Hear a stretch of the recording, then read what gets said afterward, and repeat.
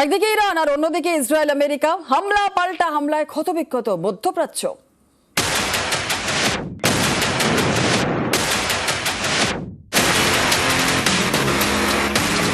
ইরানের শীর্ষ ধর্মীয় নেতা খামেনেইয়ের মৃত্যুতে উত্তাল পশ্চিম এশিয়া। মার্কিন সেনাঘাঁটি লক্ষ্য করে প্রত্যাঘাত শুরু করেছে ইরান। উত্তর ইরাকের ইরবিলে আমেরিকার সেনাঘাঁটিতে বিস্ফোরক ভর্তি ড্রোন হামলা চালানো হয়েছে। সেখানে মার্কিন অস্ত্র ভান্ডার ধ্বংস করা গিয়েছে বলে দাবি ইরানের। আমেরিকার রণতরী আব্রাহাম লিঙ্কনেও কি মারণ আঘাত? ইরানের তেমনই দাবি। তাদের সেনাবাহিনীর দাবি 4 ব্যালিস্টিক মিসাইলে হামলা চালানো হয়েছে। পশ্চিম এশিয়ার দ্বীপরাষ্ট্র সাইপ্রাসে পর মিসাইল অ্যাটাক করেছে ইরান। ব্রিটিশ বায়ুসেনার ঘাঁটিতেও হামলা চালায় তেহরান। সৌদি আরবের তেল শোধনাগারে ড্রোন হামলা করেছে ইরান। বাহরিনে আমেরিকার নৌসেনার ঘাঁটির রাডার স্টেশন উড়িয়ে দিয়েছে বলে দাবি ইরানের। সোমবার সকালে লেবাননের ইরান সমর্থিত সশস্ত্র গোষ্ঠী হিজবুল্লাহর সঙ্গে সংঘর্ষে জড়িয়ে পড়ে ইসরায়েল। ইসরায়েলের আয়রন বিমে তছনছ ইরান। ইরানের মিসাইল হামলা রুখে দিয়েছে ইসরায়েলের এয়ার ডিফেন্স সিস্টেম। হিজবুল্লাহ ছোড়া রকেটও আটকে দেয় আয়রন বিম। রবিবার রাতে ইসরায়েলকে নিশানা করে পর ড্রোন এবং ক্ষেপণাস্ত্র ছোড়ে হিজবুল্লাহ। সোমবার ভোর থেকে বেঞ্জামিন নেতানিয়াহুর বাহিনীও প্রত্যাঘাত শুরু করে। হিজবুল্লাহকে পাল্টা জবাব দিতে লেবাননের রাজধানী বেইরুটে হামলা চালায় ইসরায়েল। সোমবার ভোরে বেইরুটে বোমা ফেলে ইসরায়েল। হিজবুল্লাহর শীর্ষ নেতার মৃত্যু হয়েছে বলে দাবি করে ইসরায়েল।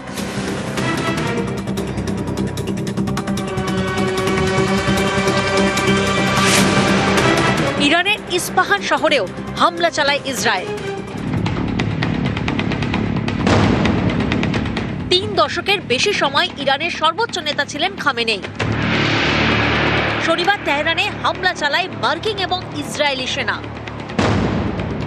মারা যান খামেনেই। তারপর থেকেই চলছে পশ্চিম Asia. All in a matter of literally minutes, Iran's formerly supreme leader, Ayatollah Khamenei, is dead. This wretched and vile man had the blood of hundreds and even thousands of Americans on his hands and was responsible for the slaughter of countless thousands of innocent people all across many countries. Combat operations continue at this time in full force, and they will continue until all of our objectives are achieved. We have very strong objectives. Israeli ও মার্কিন বাহিনী যৌথ হামলায় মুহুর্মুহু drone ক্ষেপণাস্ত্র আছড়ে পড়েছে Tehran সহ ইরানের বড় শহরগুলিতে। ইরান প্রত্যাঘাত করছে। পশ্চিম এশিয়া জুড়ে যুদ্ধের আবহ। সংযুক্ত আরব আমিরশাহীর দুবাই পর বিস্ফোরণে কাঁপছে।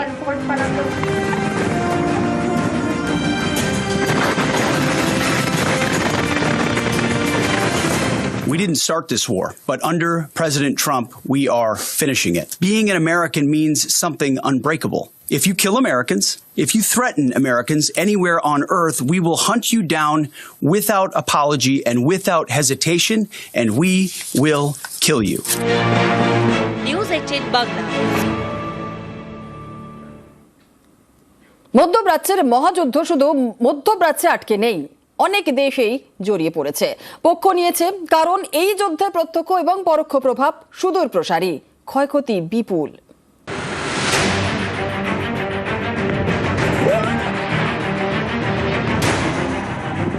কুরুক্ষেত্র হোক বা ট্রয়, প্রথম ও দ্বিতীয় বিশ্বযুদ্ধ, প্রায় সব দেশকেই কোনো না কোনো পক্ষ নিতে হয়েছে। লাভ ক্ষতির অঙ্ক কষে এ যুদ্ধেও কেউ আমেরিকা ইসরায়েলের পাশে, কেউ আবার ইরানের পাশে। প্রকাশ্যে বা আড়াল থেকে ইসরায়েল ও আমেরিকা দীর্ঘদিনের বন্ধু রাষ্ট্র। গাজা হামলার সময় ট্রাম্প প্রকাশ্যেই সমর্থন জানিয়েছিলেন ইসরায়েলের প্রধানমন্ত্রী নেতানিয়াহুকে। অনেক আরব দেশই ইরানের বিরুদ্ধে যুদ্ধে আমেরিকা ইসরায়েলের পাশে দাঁড়িয়ে হাত শক্ত করছে।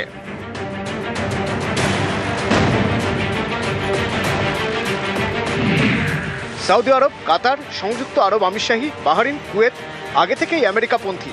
তারা সরাসরি ইরানকে একঘরে করে ফেলতে চাইছে। ফ্রান্স, জার্মানি ও ব্রিটেন জানিয়েছে ইরানের পাল্টা হামলা থামাতে তারা আমেরিকা ও ইসরায়েলের সঙ্গে কাজ করতে প্রস্তুত। এই তিন দেশের নেতারা এক যৌথ বিবৃতিতে এই অবস্থান জানিয়েছেন।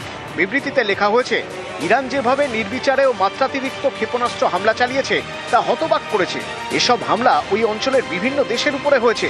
এমনকি যেসব দেশ আমেরিকা ও ইসরায়েলের প্রাথমিক সামরিক অভিযানে জড়িত ছিল না তাদেরও নিশানা করা হয়েছে। আমেরিকা ইসরায়েলের পাশে দাঁড়িয়েছে বেলজিয়াম, কানাডা এবং ইউক্রেন। ইউরোপ এবং আরবের কিছু দেশ যেমন ইসরায়েল আমেরিকার পক্ষে, তেমনি ইরানের সমর্থনেও দাঁড়িয়েছে কিছু দেশ।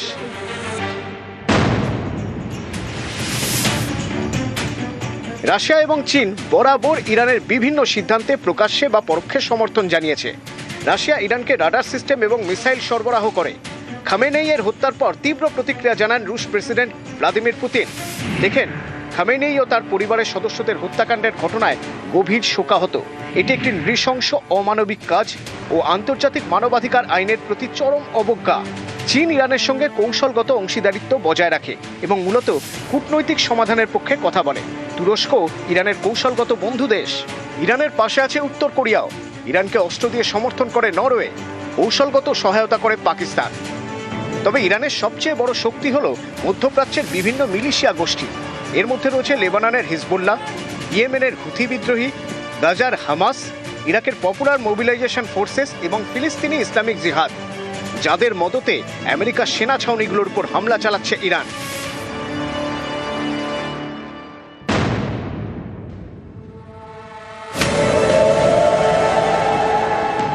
ভারত শান্তির পক্ষে। মধ্যপ্রাচ্যে অশান্তি যত বাড়বে, ভারতেও তার প্রভাব বাড়বে। তাই দুই পক্ষকেই যুদ্ধ থেকে বিরত থাকতে আবেদন করেছে ভারত। ইসরায়েলের প্রধানমন্ত্রী বেঞ্জামিন নেতানিয়াহুকে ফোন করেছেন ভারতের প্রধানমন্ত্রী নরেন্দ্র মোদী। সে কথা জানিয়ে সোশ্যাল মিডিয়ায় লিখেছেন, ইসরায়েলের প্রধানমন্ত্রী বেঞ্জামিন নেতানিয়াহুর সঙ্গে ফোনে কথা হয়েছে। বর্তমান পরিস্থিতি নিয়ে বিস্তারিত আলোচনা হয়েছে। সাম্প্রতিক পরিস্থিতি নিয়ে ভারতের উদ্বেগের কথা জানিয়েছি এবং সাধারণ নাগরিকদের নিরাপত্তাকে অগ্রাধিকার দেওয়ার কথা বলেছি। যত দ্রুত সম্ভব এই যুদ্ধ বন্ধ করারও কথা জানানো হয়েছে ভারতের তরফে।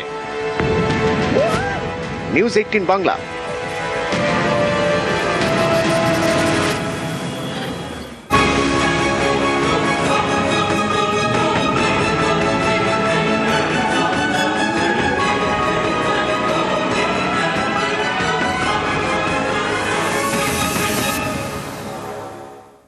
যুদ্ধের আগুনে জ্বালানিতেও আগুন। হরমুজ প্রণালী বন্ধ করে দিয়েছে ইরান। থমকে গিয়েছে তেল সরবরাহ, আর এতে ধাক্কা খেতে পারে ভারতের অর্থনীতি। জ্বালানি সহ জিনিসপত্রের দাম বাড়ার আশঙ্কা। মধ্যপ্রাচ্যে মহারণ। আমেরিকা এবং ইসরায়েলের হামলায় তছনছ ইরান।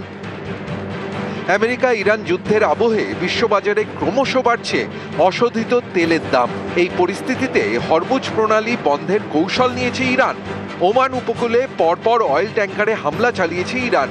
চলছে হরমুজ প্রণালী, থমকে তেল সরবরাহ, চড়ছে অপরিশোধিত তেলের দাম।